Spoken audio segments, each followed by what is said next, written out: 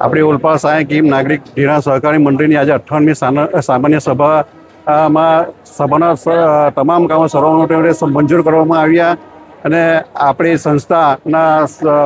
સ્વર્ગસ્થ મોહન કાકા અને કાંતિ કાકા એ સ્થાપના કરી ત્યારે 1968માં ત્યારે 174 સભાસદ હતા અને 2,51,000 ધિરાણ હતું. આજે એ વર્કબુક્સ બનીને 3504 સભાસદ અને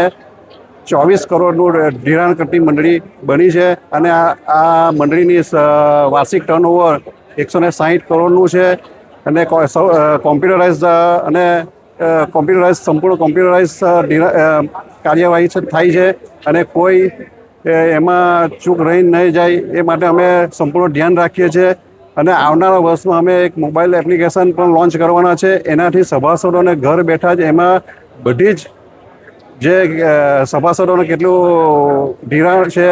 કે લોન છે કે